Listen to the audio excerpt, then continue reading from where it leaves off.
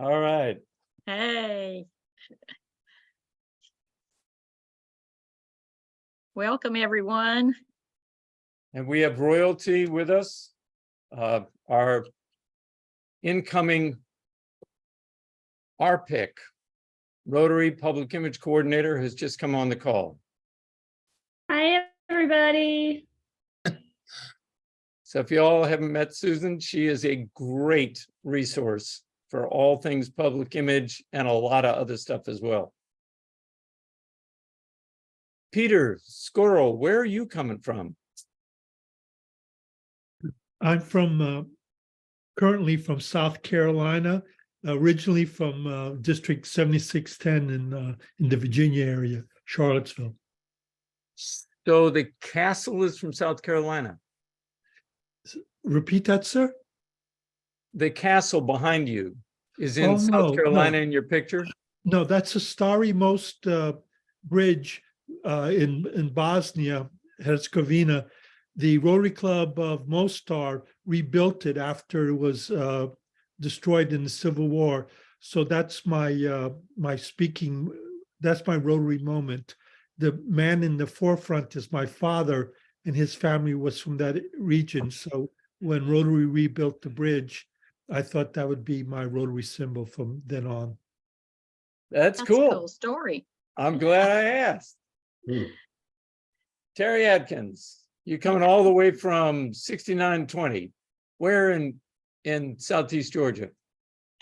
So I'm calling you from my river house at Shellman Bluff, which is near Darien, Okay. coastal Georgia. Yeah, near the coast. And there's Richard. Okay, folks, we're going to go ahead and get started because we are committed to getting you out of here by 7 o'clock. Let me pull up a couple of things here for myself.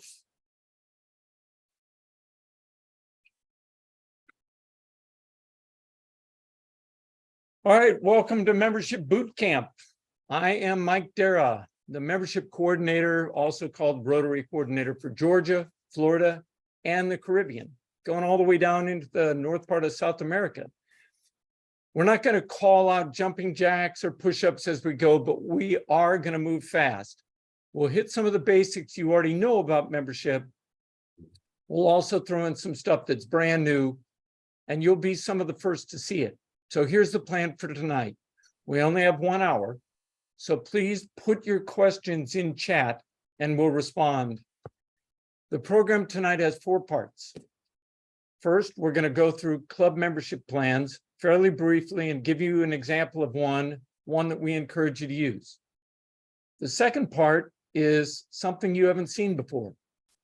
The Rotary coordinators put together, with the big help of our coordinator to the northeast of us, Herb Klotz, a survey of the best North American clubs. And Herb has some good information that help you figure out, are there any commonalities in clubs that continue to grow? Then we've got some new ideas for new clubs, also used to be called, or it is called, Innovative Club Advocates.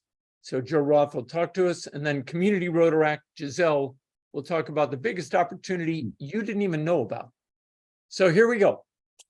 Mary, you were district governor of our biggest district last year. I think that qualifies as drill instructor for our zone membership team. So how about kicking us off? This is boot camp. So can you kick us off? Well, sure. And there are probably some folks that think I really am a drill instructor. So before we start that first drill, let me give you some background about our zone membership team. We see almost 800 clubs and 150 Rotaract clubs. We get to see a lot of successful clubs, and we get to see some that have opportunities. So we have knowledge of what's working, and we can share that with you. Let's jump right into those basics. Mike, for some perspective, what is the #1 priority for Rotary International? All right, so I'm gonna go to my gallery view just so I can see what's the #1 external focus of Rotary International. Somebody just raised their hand. This is a gimme. Service. Joe Roth, Elaine, you were with me on, you presented this on Saturday. Anybody else? Okay, Herb, go ahead and tell us. Polio. Polio. Well, it's not, it's actually eradicating polio. Eradicating Not trying polio. to Not, help. yes, absolutely. Sorry about Okay. that. Eradicating polio. All right. So did you also want the internal focus, Mary? And that would be great. Okay. Who can tell us what the number one internal focus of Rotary International for at least the last 10 years? Elaine, you don't. Membership. Who was that? That's Yay! Gordon. All right, Gordon, well done. So Mary membership, would be very disappointed in me if I didn't know that. she would Yeah. be. So great starting question, Mary. The number one is polio eradication. And we know how important that's been for the world and how much time, effort, and money's been spent on it. But the internal focus, wait for it, membership. Membership's the heartbeat of the clubs. But we need clubs to understand why membership is so important. I tell clubs we grow more to do more. With more members, we do more service. We improve communities better. We raise more money for the foundation. And here's a big one that so many clubs they just don't think of this. With regular injection of new people, we get new ideas and we get new energy and we get new leaders. That is crucial for the value Rotary brings, but membership is even more important for Rotary. We know that life happens, and in our clubs, we lose some members every year. Just show of hands, who knows? I'm going to ask real quickly. You tell me, do we lose? I'm going to say 0 to 5, and then 5 to 10, 10 to 15, 15 to 20% each year, or over 20%. How many people say that we lose 0 to 5% of our members every year? All right, we got one. How many people say that on average we lose 5 to 10% of our members every year? Okay, we got two. How many people say 10 to 15% every year? All right, we got 3, 4, 5. How many people say we lose 15 to 20%? We got 2. How many people say that we lose over 20%? Okay. Interestingly enough, in all of zone 34, we almost all have about 15% attrition that we lose every year. When I worked with 70-30, which is the Southern Caribbean, their number, Giselle, since you're from there, is about 10% a year. So it's lower. But here's why it's important. If a club doesn't focus on replacing its members who are leaving, a club will go from a thriving club, improving the community, to a club that's just struggling to survive. So we need to understand that clubs are either growing or they're potentially dying. Ooh, so help us figure out what that means to us for our membership. I'll give you an easy one, Mike. If you have a club of 100 members, about how many members does the club have to add to grow 5%, which is sustainable, moderate club growth? Okay, so I just need somebody to shout out. If we lose 15% and we've got 100 members from starting, if you use geometry, 20. how many? 20. I hear 20. Do I hear any other numbers? 15 to 20. I hear 20. Did you say 15 to 20. 15% of 100? 15% of 100. Who is that? I mean, sorry. No. No. So what But is 15% Mary of was 100? Mary was posing 15 the people. question to gain 5%. So, Oh, okay. You took the so if you're next going to step. gain 5%, you're going to lose 15. You got to get 20 in All it. right, Gordon, good save there. Oh, Gordon, yeah. you're doing great. Yeah. That was Terry Adkins. That was not Oh, Gordon. Terry. Terry Ter- Atkins. Terry was Oh. talking. I just chatted the 20. Okay. And by the way, that's the University of Alabama math right there. That's Okay, good. that's the way that works Good. Well, out. that's my geometry. So, so many of our clubs have grown more than 5%. And about 20 to 30% so far this year, Mary and I were looking at this, have continued to grow that 5%. But in order to do that, they really have to have a focus on membership growth, on giving their members, both existing and new, those meaningful experiences that are important to them. And I say all this because we've been talking to people about numbers. It is so easy to forget. It's the value members receive that we have to concentrate on. It's not just the numbers. The numbers are an indicator to you, like your net income or like your expenses versus your revenues. They help you see where your problem is, but getting that value to the members is the number one thing. And so first, I'm going to suggest that a club needs a process. A couple of things you have to do. You have to have a membership chair that has a passion for membership, not just somebody who's filling a title and just trying to get by, has no idea what they're doing. You also need about 8% of your club on the membership team, and that's prospect identification, a fireside chat so that we can figure out both what that Rotarian is interested in doing and helping that Rotarian understand what we do. This we used to never mention because we couldn't find anybody who did it well, but I was down on Elaine's district down at 6930, and Elaine, you've got to get me his name. They've been mentoring regularly every person that comes in, and he swears it's working. So we're going to let you know about that more later. The final thing is retention. That's another function, a process you need to have so that you connect with those missing folks. And I'll tell you, folks, this year, that's especially crucial. We've got a lot of folks sitting out there on the edge, just not coming back. And I've heard people say, well, you got volunteers and, you know, they're not going to respond. Nobody's going to respond. I got to tell you, we're leaders. We're membership leaders. And the reason our passion is crucial is that we have to find ways to affect folks. If people are passionate about Rotary, they come. We have to find ways to connect with them so they feel that passion. So that's one thing, those processes. We also have to spend a small amount of time, maybe just 30 minutes at our clubs, talking about membership in a meaningful and motivating way. And when I Mike, say did you really mean 30 minutes? No, I meant 30 seconds. Okay. Just checking if you're awake there, Mary. And when I say something meaningful, I mean meaningful to your members and hearing a message, and also meaningful to the visitors who are in the room. If your message is bring in warm bodies and I'm a visitor, I am immediately turned off. Yeah. So, Mike, you talked about this process, but where do we even start, or what's next? So what's next?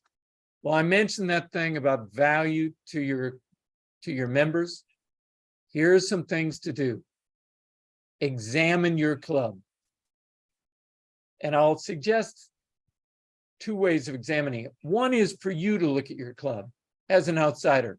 And the other way is to bring in 3 30-year-olds, to have them just sit in your club and tell you what their impression is. It may be very different than what your impression is. Start with your club's meeting.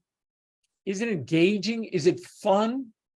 I hope I'm not dating myself, but Seinfeld members will remember when NBC used the term must-see TV for its Thursday night lineup. Your meetings should be like must-see TV. So must-see TV, look at each aspect of the club meeting. Does it add to what you're trying to get? Does the president do all the talking? That is something that's just not building strength in your club. Examine your speakers. Are they engaging and meaningful to your members? Nobody wants to hear the same type of speaker again and again. And finally, really important, this is the special sauce that each one of us walks out with as you leave Rotary. after a meeting, and it's the service plan. It's the thing that when you're a Rotarian, yes, the connectedness is good, but it's the thing that makes you feel like you actually did something that is something you couldn't have done just by yourself. So is your service plan fresh?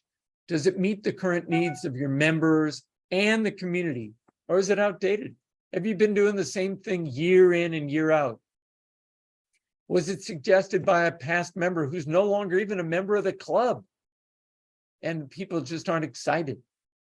Do you have a mechanism to allow new members to take suggestions about new projects? And how are those suggestions handled? Those are all things that you as membership people, whether you're on the committee or not, those are all things you ought to be thinking about. So these are the things that make what we now call an irresistible club. We know that irresistible clubs lose less members and they attract members much more easily than other clubs. There's a great video you ought to watch. It's 20 minutes. It's given by two guys that helped their club grow from 30 members to almost 80 in 2 years. And now about, Terry, I don't know, how long has it been since Scott and Pepper were joined the club? It's about 8 or 10 years. I think they were at Pets with me 6 years ago for sure. Yeah. Okay, so they came in a few years before that. And now, what is the growth on your club there, Terry, now that they are your membership chairs? Well, that's not my club, but No, I'm sorry, on your district. That's what I meant to say. they're actually not in my district. They're in Mary's district, aren't they? No, They're they're, not mine. They're in 6910. 6910. sorry, Terry. They're in North Georgia. They're in North Georgia. Who's on from North Georgia? Coop, what's the Coop. growth there?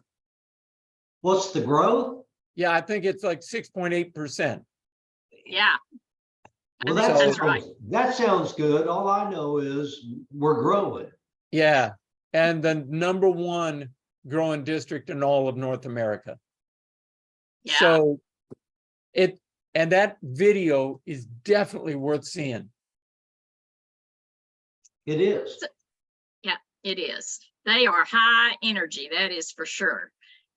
Mike, I can't believe we've this far into this meeting and you haven't even mentioned the word map. But I think you need to. So Yeah, well, that's tell me where what those map videos is. are. That's where their video is. And Mary, could you drop the link to how to find map into the chat? So membership action plan was created. It was a play on words. We wanted to use membership plan and action. And then when we started talking about it, we realized we want to make it so clubs have a path that they can follow with our membership plan and action. And somebody said, why don't we call it membership action plan? Because then it will fit what Rotary always has to have, which is an acronym. So it's MAP. It's your map to membership. And we all were like, we'd sat there 3 hours and we hadn't thought of that. So MAP is two things. It's numbers about your club performance, sees how your club is doing on attrition and attraction. We use 3-year averages, but here's the deal.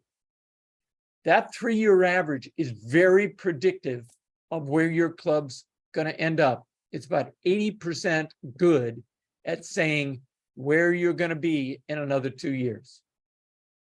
Unless you know what that average is and you take action to change it. So what's the second part? The second part is all the stuff you can do to change it. It's monthly short zone webinars. They're 45 minutes long and about 15 to 20 minutes is questions and answers at the end. So you can listen to Scott and Pepper by listening to about the first 25 minutes. It talks about each individual aspect of membership and it gives it in bite-sized chunks when I was with Elaine this weekend, what hit me was when we do these once a year trainings, we turn on a fire hose and just slam people with it. It's not easy to learn things in that way. So the MAP sessions are recorded. You can watch them anytime if you miss them, and you can find the sessions at the place where Mary put, where she put in the URL, The link. the link. So the past sessions have been member care, creating a membership pipeline, becoming irresistible club. That's the one I'm talking about with Scott and Pepper. Innovative clubs, talking about companion clubs in that case, clubs that are an arm of your club, meet at a different time. Creating clubs for today. That talks about different membership types inside your club, onboarding membership, onboarding members, and connecting with prospects. Okay, Mike. All right. You told us all about what we've already done. When's the next one? Because we need to get on this membership stuff. All right, May 8th. It's about the Membership Success Center. It's at 6 p.m. Eastern Time, May 8th. And the sessions are always on the second Monday of the month. They're less than an hour, which includes 15 minutes of questions and answers at the end and introductions at the beginning. So who can attend? Is this for everybody, or just district membership chairs, or club membership chairs, or presidents, or what? It's anyone can attend, but we especially encourage the president-elect, club membership chair, and the membership chair-elect, and anyone on the membership team. What's a membership team? Well, that membership team is what I was talking about up above. It's about, ideally, about 8% of your club. And I'll mention the Jacksonville Club has 225 members. They've been growing. They've got about 8% of their folks working on a variety of things. I mentioned those above: retention, the prospecting, making certain you're engaging people and you're doing fireside chats. All those folks are on the membership team. Ah, so this team, what about a plan? I'm big on having a plan, because if we don't have a plan, we don't know where we're going. Spoken So- like a good drill instructor. Thank you, ma'am. So is it important to have one? it's important to have one. They are really helpful. And we put together one. And Mary, if you could drop that into chat as well. When you get this, double click on it so it downloads to you, and let us know if you have any problems downloading it. But what the membership plan does is lay out the things a membership team can do to have impact. Obviously, if you have low attraction, there's some things you can do there about the onboarding, some other things. You really ought to concentrate in there to make certain you get those processes in place. If it's just you got a lot of attrition in your club, well, you got to somehow de-stink it. I mean, you got to look at what's not working well and be honest. And also on that membership plan, you can run a survey. There's one of those in the membership success center. And it's pretty easy. Mary, you're going to talk about that on Monday, aren't you? I am. So you need to come on next Monday night. We're going to talk about surveys. Because you just did that. And how long did it take you to put it together? Oh, probably about 3 clicks in less than a minute. Really? Yeah. Okay. It's All easy. right. And you're going to show them so it takes them even less time. That's right. We're going to talk about why it's important too. Okay. So the important things about that plan, I'll just get down to some things to think about. Is your club ready to receive guests? To bring in new members, you need a prospect list. And here's an example. So simple. A 3x5 card. You ask the members to write down the names of 2 people who'd be good as membership of the club. That'd be just as good as you are, but there's one rule. One of those 2 should not think or look like you. The reason for this is we want clubs to have diverse perspectives. We want to reflect the communities, and honestly, we want different people because it's a whole lot more fun and stimulating if you go into a place with different ideas. So now you have the prospect list, create an event. There's also one of the membership action plan webinars about how to create an event to invite prospects. It can be a service event, a social event, a club meeting, a Discover Rotary session, just some ways so that people learn what Rotary does and they get a sense of how much fun it is and how you meet interesting people. So now you have your list. You want an event that your prospects have attended, and you now have a plan to know who's going to follow up with that prospect, invite them back, and eventually probably ask them to join. Don't leave it to chance. That's why you need these membership committee members, so that they don't leave it to chance. You've got a process. You don't leave that person sitting out there in the waiting room 3 months. And once they're members, super critical, and I'm finishing with this, engage them, engage them. Don't do what happened to me. I was telling Elaine this on Saturday. I joined and I was told, well, it took a year after I joined for them to put me on a committee. And then somebody said, you're on the magazine committee, but don't worry, they don't do anything. Don't do that to your members. They didn't join Rotary to not do anything. So that's it. We're pretty tight on time. So if you'll go ahead and put your questions in chat, I'll ask Mary to answer them. And I'd like to introduce Herb Klotz, who is the Rotary coordinator, my counterpart up in Northeast. And he has been a great help in pulling all the Rotary coordinators so we all work together and figure out who's doing what elsewhere. And Herb had a great idea about a survey, and we put it together. So Herb, take it away and tell us about it. Well, thanks a lot, Mike. All right, I'm going to share my screen.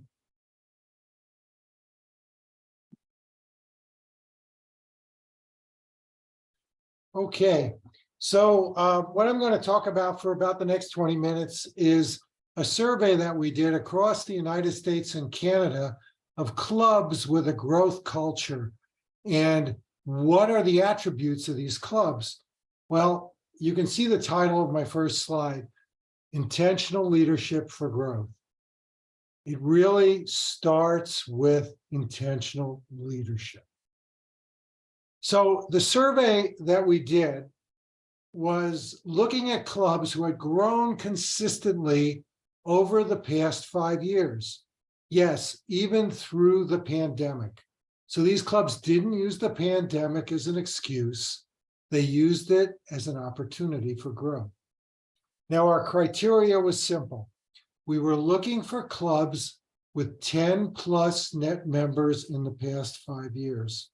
But not just, and that doesn't sound like a lot, that's just 2 new members a year, all right? But we were also looking for growth in at least 3 of the past 5 years. So if a club had added all those members in 1 year, they weren't part of the survey. What we were looking for here was consistent growth. And what we found, what we learned that the clubs that responded to our survey, they ranged in size from 7 to 120. And what we learned from the survey was it didn't seem to matter the size of the club. The attributes that we saw were roughly the same. And as you can see on my slide here, there were 85 clubs that responded to this survey. So what I'm going to talk to you about today is not a story about an individual club, but a story about 85 clubs. In fact, the data that we received from this, the trends were pretty much overwhelming. What I'm going to share with you are things that 70, 80, 90% of these clubs told us that they did. So now, what were these 5 attributes? Well, the first one was effective governance. Second, active, intentional member engagement. Third, dynamic, meaningful service. Number 4 was strong public image. And number 5 was diversity. So you've probably heard about all these things before. What I want to do for the next 15 minutes or so is to kind of go through each of these in a little bit more depth and share with you what we learned from these 85 clubs. So first, let's start off with effective governance. These clubs had a planning process for growth. In fact, over 85% of these clubs told us that they looked at strategic planning at least annually, and many of them more frequently than annually. They also told us that they set goals for growth. So 80 to 85% of these clubs said they set clear goals for membership growth. Now, yes, every once in a while, some past club president will come to me and say, well, we grew, but I have no idea why. Okay. But the reality is, for every one of those, there's 10 of them that tell me, yes, it was intentional. We planned for it. The second part of effective governance is around membership, leadership continuity. Over 90% of these clubs told us they had a president-elect in place at least 1 year in advance. And at least 50% of these clubs told us they had a president nominee in place at least 2 years in advance. And of course, if you're going to grow, virtually every one of these clubs had a club membership chair with a club membership committee.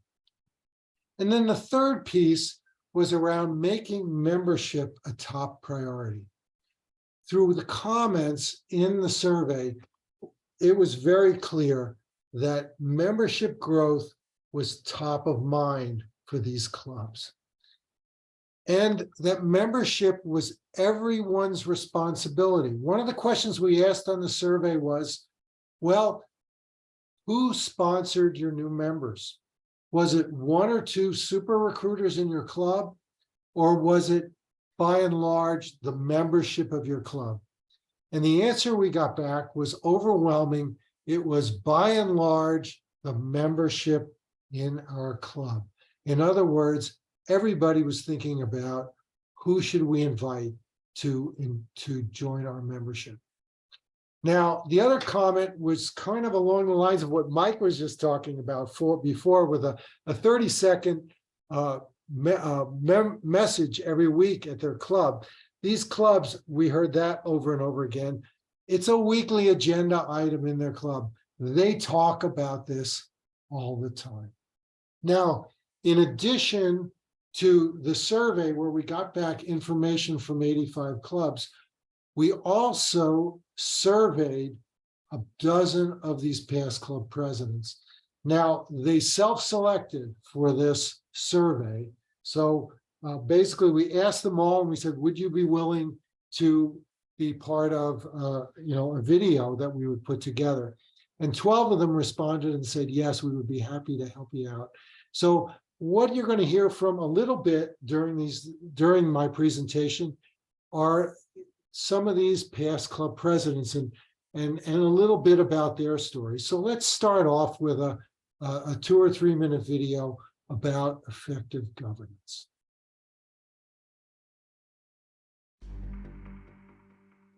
When I joined the club, the president at that time, the immediate past president, the president-elect, and the president, I guess, nominee, sat down and they mapped out a 5-year growth plan for the club.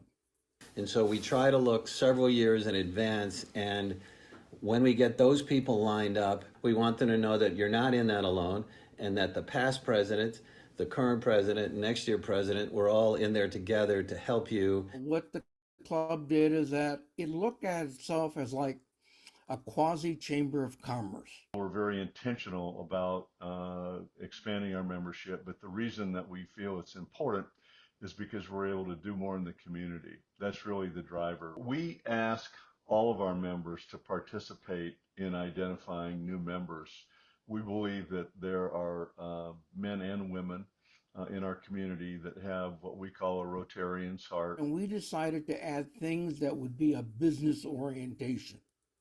So when members join, not only are they doing service to the community, but they are also growing their business. Just look for like gaps that we may have in our group. Like we'll have somebody like, well, does anybody know anybody who works in the middle school, or does anyone know anybody? When we were a younger club a few years ago, we had no attorneys, and we said, who knows an attorney? And within a year, we had 3 very good attorneys that joined the club. We believe that there's a vigor attached to having people from all the different professions that we can identify involved in our club. This year was our centennial year, so we tied many of our service projects and our membership goal to the number 100. Setting the goal was the big thing, and getting buy-in for everybody. Our club does set goals. We do talk about membership. It's always in our Rotary agenda for each week, because we talk about it so much that we seem to attract other people that want to know more about what is Rotary all about, or what is this specific club about. So we talk about membership all the time. We target professions. We ask all of our club members to help introduce someone that they know that might be an asset to our organization. It's always part of our conversations. Even when we have a social, we'll always say this is a great opportunity to ask and bring a prospective member to our Rotary event. And everything that we do, whether it's a meeting, a weekly meeting, a service project, or a social event, is a recruiting event. We're always talking about membership.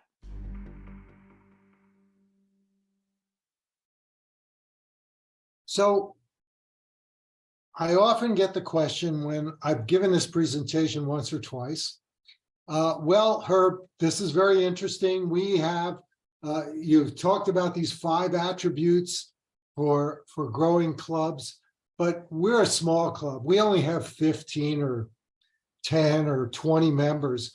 We can't do all this. What do we do? Well, the short answer to that is focus. Now, unfortunately, I don't have enough time to show all the videos today.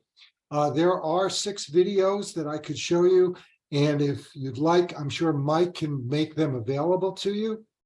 But there is a great video about this club in King, North Carolina, and her name is Donna Boyles, and she's the past president of this club. And this club doubled in size from about 18 members to nearly 40 members over the 5 years.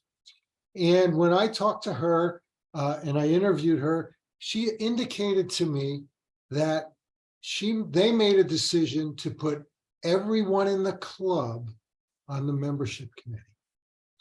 Because when you've got 15 members in your club, what's the most important thing we should be focused on? We need to get to 25 to 30 members so we have critical mass, so we don't have to keep asking the same people over and over and over again to be president of the club, for example. And so they were very clever about it. They put they had 2 subcommittees on retention, they had 2 subcommittees on attraction, and they had 1 subcommittee on innovation. And I did ask her after the interview, after she blew me away with this idea, which I had never considered, right? I asked her, well, what about the other committees? What about fundraising? What about service? She says, well, what we did was we had them meet every other month, and every other month we just focused on membership, and we were able to grow our club. So that's one example. Now, our second attribute is active, intentional engagement. Now, the number one reason that these 85 clubs told us why they felt their clubs were growing were great meetings and strong friendships.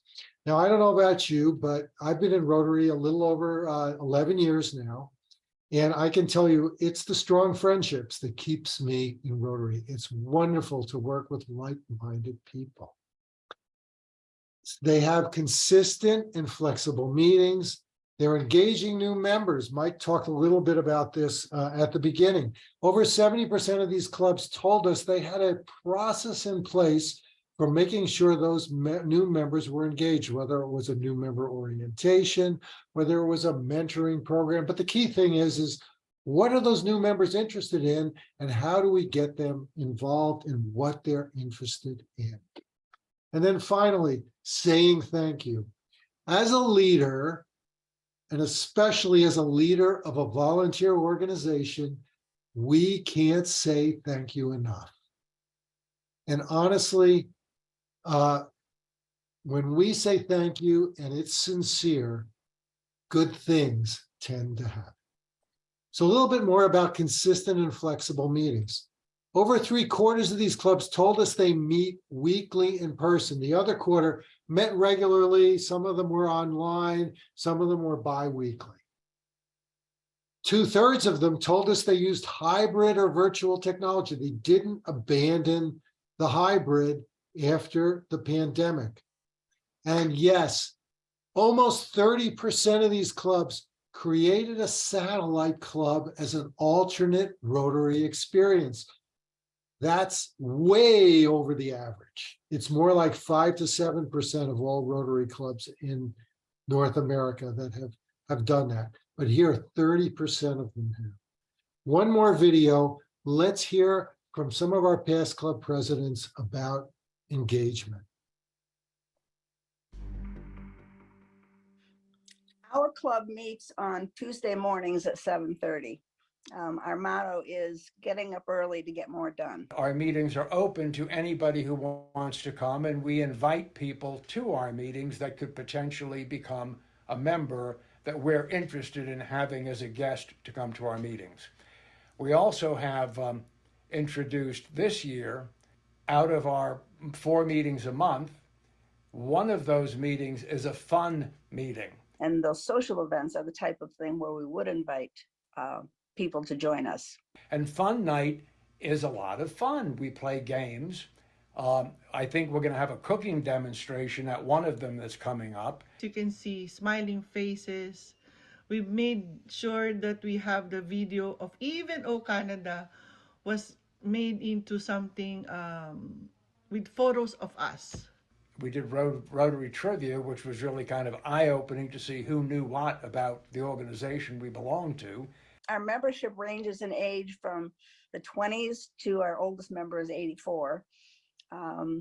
We have quite a few in their 30s and 40s, so it's a younger club. So I think it's more being a vibrant club and fun. We also have been very flexible in the last few years with Zoom. And it was a tough switch, and we had some old dogs that fought it the whole way, but they were trainable, and now they're loving it because now our snowbirds can still come to our weekly meetings from Georgia and Florida and Texas. To attract new members, we've got to start adjusting to what everybody's time is. We're still doing hybrid because we can still have speakers from all over that can't always join the meetings. We know there are a number of people who would like to be part of our club but cannot come at 7:30 in the morning because of work schedules. So we're trying to meet at least once a month at a bar or a restaurant and tell people what the projects are coming up and say, even if you can't come to the regular meetings, if you'd like to participate in tutoring kids or planting a tree or many of the different things we do, you can participate. And then often when people do that, then they get excited and end up joining our club. I was able to work with the Innovative Club Advocate at the district level and get some guidance on how to start an after-hours group, which some people call satellite clubs. We chartered a satellite club last year with 9 members. So that added, so that brought us up to 47 plus 1 honorary. So 6 months before I took over, the after hours group was hitting its stride, and for that full year I had them, we almost doubled our number of service projects. When the members are all happy and everybody is participating, that's how you're going to attract other new members, because you've got a happy family here. Okay, so our third attribute is dynamic, meaningful service. Well, over 80%, I think it was over 85% of these clubs told us they had both signature projects and signature fundraisers. Now, what that meant was over 50% of the membership was involved in those signature projects and signature fundraisers. They included community members, and they had ongoing active service. In other words, it wasn't 1 or 2 service projects a year. We routinely heard, well, they were having projects every month. There were some clubs that told us they had projects every week. Now, in terms of including community members, I heard Mike say this expression before, the secret sauce. Well, there was a past president from Plano, Texas, that said, this is the secret sauce, getting their community members involved in their projects. In fact, 87% of these clubs told us that they invite community members to their projects and fundraisers. What a great idea. Maybe the first impression of your club should be at a service project to see what a great group and a fun group of people you are. And over 2/3 of these clubs told us that they hold 1 or more events specifically to attract new members. So that could be a Rotary information night or a networking mixer. There are a variety of ways to do this. And I know I've seen many different successful ways of holding events specifically to attract new members. The fourth attribute is strong public image. These clubs had active use of media tools, and they use them to focus on member attraction. Now, what we learned was almost all of these clubs told us that they used Facebook. That was the highest number, 95%. From those 85 clubs, and about 20% of them told us that they used Instagram. 3/4 of them told us that they used their club website, and a little over half told us they used local print news outlets. Now, anecdotally, when we looked at some of these data, we noticed a higher percentage in the more rural areas relied on the local print outlets, but virtually everybody was using social media. Now, I don't have time to show you the video here, but I will tell you the story, the punchline. At the end of it, there's a past president from Washington State who gets on here and he says, okay, here's what you should do. You should go in to Google and type in Rotary clubs near me. And if your club doesn't show up, you've got some work to do.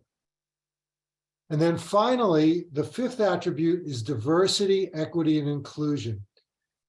These clubs had an intentional focus on diversity. They were working to make sure their clubs reflected the community and that they had a welcoming environment. So I'll just tell one quick story and then I'm done. This is a story about a club in Buffalo. Actually, one of the past presidents was on one of the videos. She told me the story about how they started a satellite club in the lowest income area in Buffalo, New York, and how by starting that satellite club, it had completely transformed what that club was doing and how much more impactful that club was with their service projects.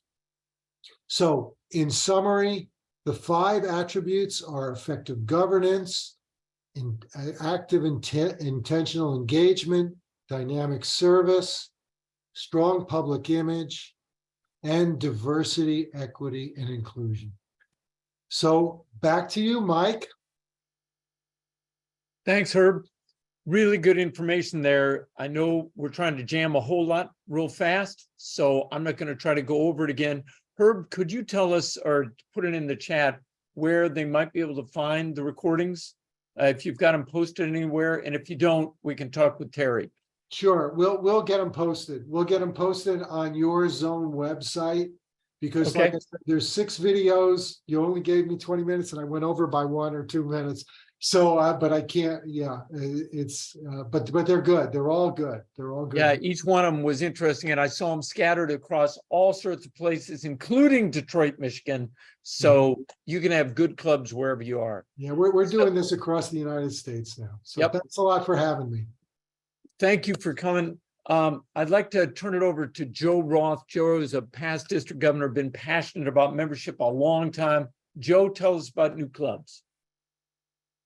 Thank you, Mike. Let me see if I'm able to share a screen real quick. Do you see a screen share there? We see it. Okay. So anyway, myself, we're talking a little real fast about innovative club advocates. I put another acronym in saying AKA ICO, and our goal is to be able to grow innovative club opportunities. So who are we and what are we offering? Next slide. The ICA team is made up of 4 very dedicated Rotarians that will help all districts and clubs in Zone 34 with membership growth through club extension, satellite or companion club creations, growth of our Rotary family as well, and cause-based and interest-based clubs.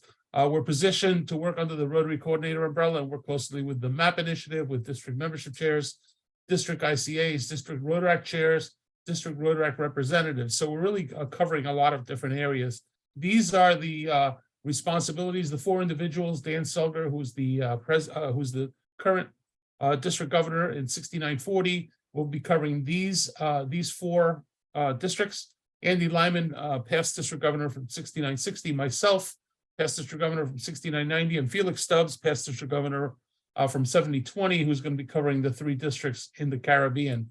And I'm going to put this last slide up here so you can either take a screenshot or a shot on your phone so that you have all our contact information. So our goal, and we're going to be working through the year, we're going to be initiating a membership plan on how to work for new innovative clubs, growth through new club structure.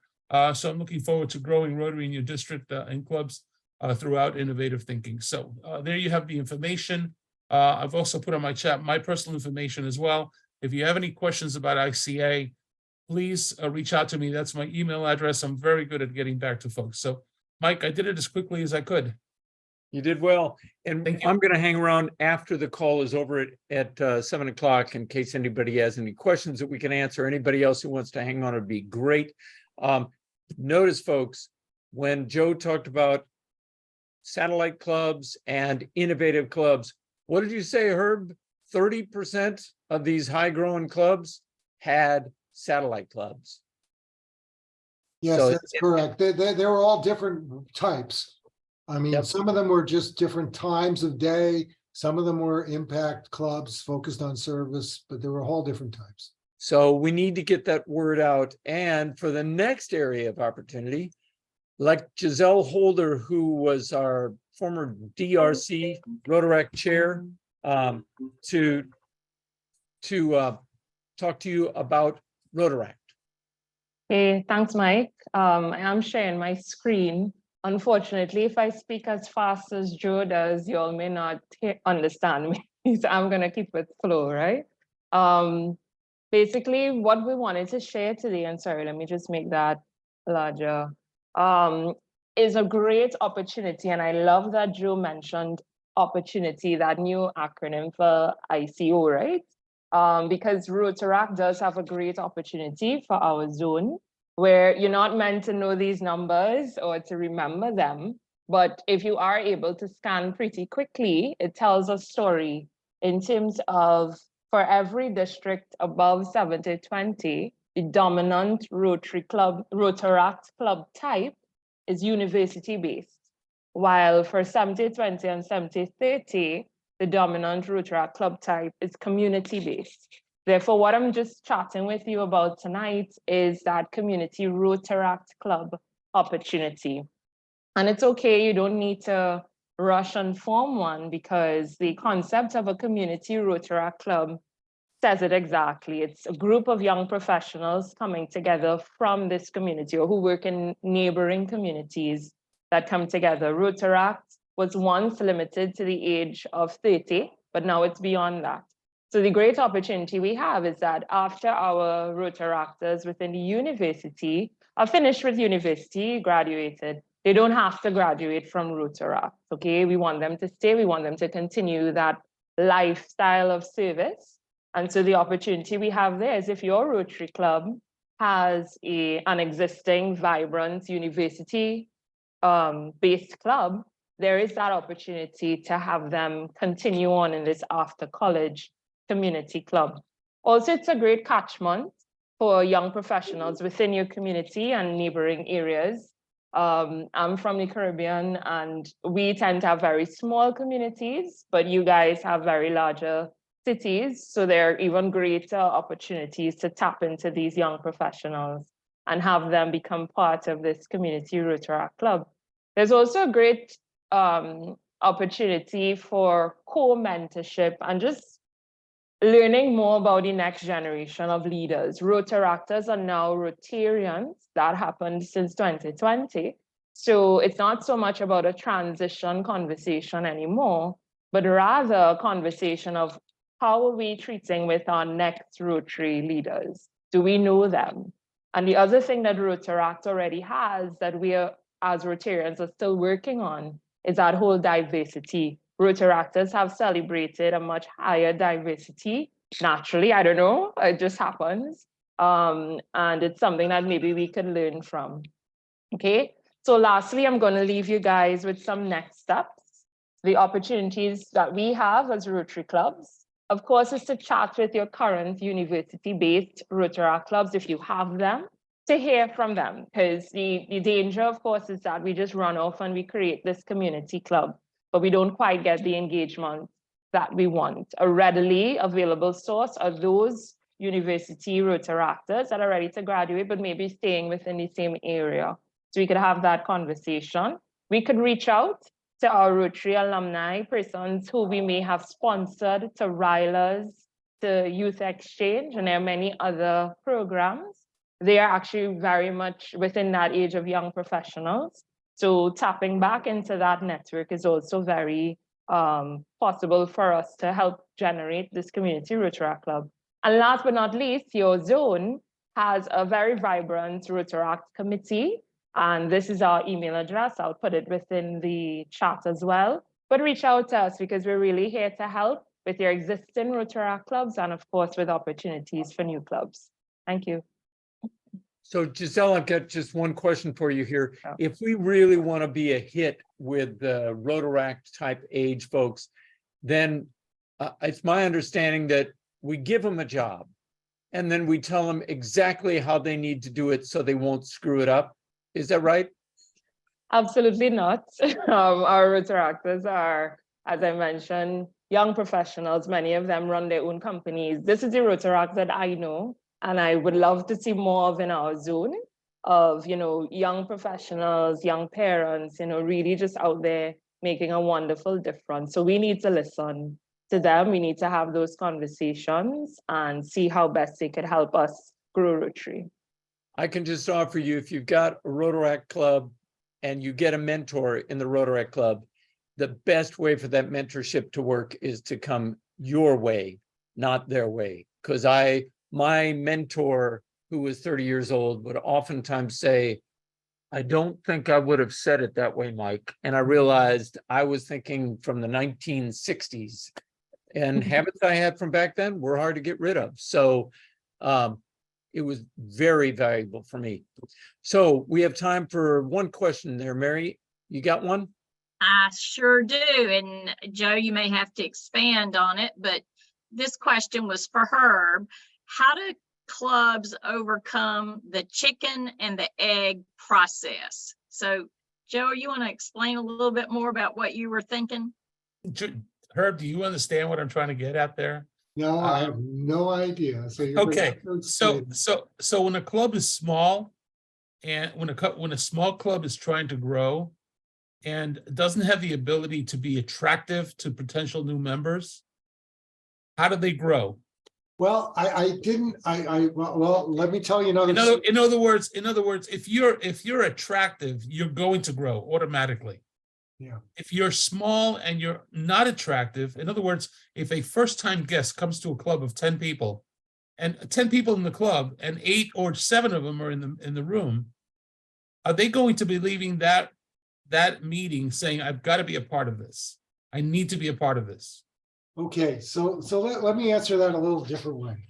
I have looked at and I have interviewed a number of clubs that were 10 to 15 members, and they've turned it around, right? And what we look for is what are some of those common characteristics of those clubs? And the best way I can do this is just sort of tell you a story, okay? What I commonly see when we look at that is when a club is able to turn it around, when they're like 10 to 15 members, they understand what their key asset is. And they take advantage of that key asset. And then they understand where their biggest opportunity is. And then they really focus on that. So let me tell you a story about a club. Actually, it's from my district. And this was the Percy Rotary Club. This club had 12 members when I was district governor 3.5 years ago, right? And we could never figure out why they only had 12 members. They were in a relatively suburban community. There were lots of people, right? They were super active in their community. And they were a lot of fun to be with. So we couldn't understand what's wrong here. Why do they only have 12 members? Well, the problem was nobody knew what they were doing. All right. So their opportunity was they needed to get other people to know about what they were doing in their community. And it turned out that there was a Facebook group in their community that posted events for a local, for community service. And they started posting their events there, right? And they invited others to join them. So they didn't invite them to a meeting. They invited them to their service events, and people started showing up. And they found out what a fun group they were, and they joined. And I remember when the president told me this, he says, Herb, when we started this, we didn't have anybody in the club that had any clue on how to do social media, but we do now. And that club is now up to 29 members, and they're up on their way to 40. And I could tell you another story about another club with a very different set of assets, but I'm out of time. So, but the point is, understand where your assets are, because oftentimes they do. Now, if your asset is it's a bunch of guys getting together for breakfast, and that's what they do, well, that's not really a Rotary Club. So it's probably time to start a new club in that area. But oftentimes there is an asset there, and understand what that is, and then understand where your opportunities are. Herb, you answered it in 2 words, 3 words. Identify your strength. That's good. That's a great takeaway for me. Thank you. So Susan Corder, I hope you appreciate you have just gotten a major advertisement there for public image. So Absolutely, I love it. So if any of you did not go to Public Image Boot Camp, if you want to hang on, Susan, is there a place where they can find that information? Definitely, I'll drop a link in chat. Okay, I will stay on and I'll see how many of the team can stay on. Herb, I'm not sure if you have to leave immediately. I can understand. But we'll stay on for another 10 minutes in case you have any questions. And if you want to get Susan's link, it'll be coming up pretty quickly. So thank you all for coming. And we will see some of you June 24th here in Jacksonville for the district leadership training that we do here every year. And for the others, thank you for coming. You've got our contact information. Let us know any way that we can help you. Thanks.